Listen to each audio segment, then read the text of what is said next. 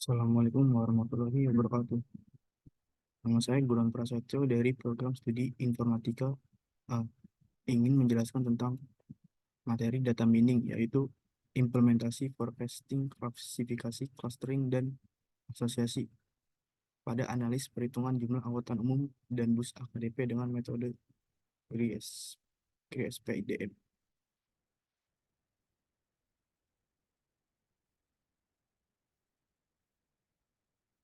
Di sini ada forecasting. Forecasting itu dalam data mining menerapkan teknik analisis data untuk meramalkan nilai masa depan berdasarkan pola dan tren dari data historik.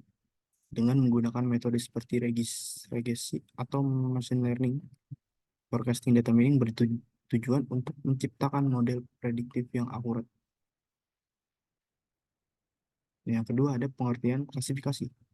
Klasifikasi dalam data mining adalah pendekatan analisis yang digunakan untuk mengelompokkan data ke dalam kategori atau kelas berdasarkan pola dan karakteristik tertentu yang teridentifikasi dalam dataset.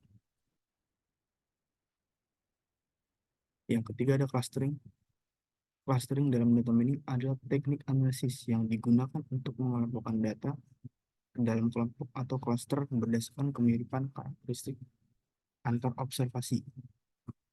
Algoritma clustering itu seperti Cummins Hysterical Clustering atau DB-Scan yang membantu mengidentifikasi pola tidak terlihat sebelumnya dan mengelompokkan data yang memiliki kesamaan dalam distribusi atau perilaku. Nah, yang keempat ada asosiasi. Asosiasi dalam data mining merujuk pada teknik analisis yang bertujuan mengidentifikasi hubungan dan korelasi antar variabel dalam dataset.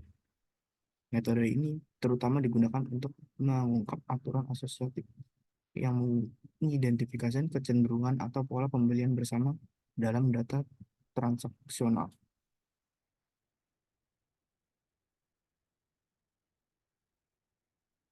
Di sini saya akan menjelaskan tentang beberapa metode CRISP-DM. Nah, yang pertama ada business understanding. Dalam konteks implementasi metode CRISP-DM pada analisis jumlah angkutan umum dan AKDP, pemahaman bisnis menjadi esensial. Tujuan utama proyek ini adalah meningkatkan efisiensi operasional dan pengalaman pengguna dalam sistem transportasi publik. Pertanyaan bisnis yang mendasari penelitian ini melibatkan pemahaman pola pekerjaan, perjalanan, prediksi tingkat penggunaan, identifikasi faktor-faktor yang mempengaruhi pilihan transportasi, serta otomatisasi rute dan alokasi sumber daya. Yang kedua ada data understanding. E-government memainkan peran penting dalam memberikan pelayanan publik yang lebih efisien dan terjangkau. Dengan menyediakan layanan online seperti pembayaran pajak, perizinan, dan pendaftaran, pemerintah dapat meningkatkan aksesibilitas dan birokrasi. Lanjut saja. Yang selanjutnya ada data preparation. Yang pertama ada pembersihan data, identifikasi dan penanganan nilai-nilai yang hilang atau tidak valid dalam dataset, memastikan keberlanjutan dan integritas data yang digunakan dalam analisis. Nah, yang kedua ada deteksi penanganan. Outlier untuk menghindari pengaruh yang berlebihan terhadap hasil analis, sehingga hasilnya lebih akurat dan dapat diandalkan. Yang selanjutnya ada integrasi data. Penggabungan data sebagai sumber. Yang selanjutnya ada konsolidasi data. Nah, selanjutnya ada tipe seleksi variabel, yaitu identifikasi variabel-variabel dan penyusunan dataset. Selanjutnya ada transformasi data, terdiri dari penerapan transformasi data dan memastikan bahwa transformasi yang dilakukan tanpa menyebabkan distorsi. Nah, selanjutnya ada tipe modeling. Nah, pertama, pemilihan metode forecasting merupakan langkah awal yang kritis berdasarkan karakteristik data, series atau kompleks data. Nah, metodenya itu ya ARIMA, exploiting smoothing atau modeling where machine learning dapat dipilih. Yang kedua ada modeling modeling clustering. Nah, jadi fokus selanjutnya dengan algoritma seperti Cummins atau Structural Clustering yang digunakan untuk melakukan wilayah atau rute perjalanan. Nah, yang selanjutnya ada validasi model menjadi langkah kritis berikutnya, di mana tidak semua model dievaluasi menggunakan dataset pengujian yang terpisah. Yang selanjutnya ada melalui tahap implementasi. Diharapkan hasilnya dapat memberikan wawasan yang mendalam terkait jumlah angkutan umum dan bus AKDP. Yang selanjutnya saya akan menjelaskan tentang algoritma Cummins clustering dengan menggunakan dataset tersebut. Nah, ini adalah grafik analisa jumlah kendaraan pada tiap cluster dalam tahun 2023. Yang pertama ada daerah Megamendung, Ciamas, Kelapa Nunggal, Ciampea, Cijeruk, Ciawi, Cigombong, Gunung Putri, Parung, Cisarua, Sukaraja, Pamijahan, Cibinong, dan Cilangsi pada klaster pertama dan klaster kedua.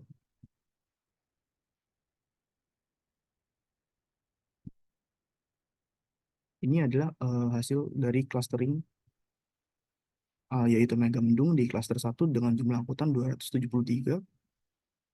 Yang kedua ada Ciamas, klaster 1, jumlah angkutannya 214. Yang ketiga Kelapa Nunggal, klaster 1, jumlah anggotanya 192. Yang keempat ada Ciampea, klaster 1, jumlah anggotanya 159. Yang keempat, yang kelima Cijeruk, klaster 1, jumlah angkutan 144. Yang keenam Ciawi, klaster 1, 110. Selanjutnya ada Cigombong, klaster 1, 109. Selanjutnya Gunung Putri, klaster 1, jumlah anggotanya 100.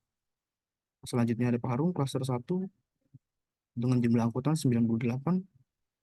Yang selanjutnya ada Cisarua, klaster 1, jumlah angkutan 86. Yang selanjutnya ada Sukaraja, klaster 2, dengan jumlah angkutan 872. Yang selanjutnya ada Pamijahan, klaster 2, jumlah angkutannya 444. Yang selanjutnya ada Cibinong, klaster 2, dengan jumlah angkutan 380. Selanjutnya ada Cilangsi, klaster 2, jumlah angkutannya 364. Nah, bisa kita lihat di sini ada tabel hasil clusteringnya. Dan kesimpulan yang telah saya buat adalah jumlah kendaraan per klaster pada tahun 2023 itu sudah sebanyak klaster 1 berjumlah 148.500. 1485. Klaster kedua itu berjumlah 2060. Yang kedua ada rata-rata jumlah kendaraan per klaster pada tahun 2023. Klaster 1 itu rata-ratanya 148,5. Klaster 2 itu rata-ratanya 515. Yang selanjutnya ada kecamatan. Kecamatan dengan jumlah kendaraan terbanyak pada per klaster pada tahun 2023. Yang pertama itu Kecamatan Megamendung dengan jumlah angkutan sebanyak 273 pada klaster 1. Yang kedua ada Sukaraja dengan jumlah angkutan sebanyak 872 pada klaster 2. Selanjutnya ada kecamatan dengan jumlah kendaraan terendah pada klaster. Yang pertama ada Cisarua dengan jumlah angkutan sebanyak 86 pada klaster 1. Yang kedua ada Cilengsi dengan jumlah angkutan sebanyak 346 pada klaster 2. Untuk presentasi kali ini saya hanya menjelaskan tentang algoritma Cummins. Untuk metode forecasting dan forecasting, asosiasi, dan klasifikasi mungkin akan menyusul pada di makalah. Sini kesimpulan setelah saya buat adalah analisis memberikan pemahaman yang mendalam tentang distribusi angkutan umum dan bus AKDP dalam provinsi tersebut, memberikan alasan penting untuk pengambilan keputusan strategis dalam pengelolaan transportasi umum. Selain itu, implementasi CRISP DM memberikan landasan metodologis yang kuat untuk analisis data yang dapat diadaptasi dalam konteks permasalahan serupa di bidang transportasi dan perencanaan kota. Sekian penjelasan dari saya. Wassalamualaikum warahmatullahi wabarakatuh.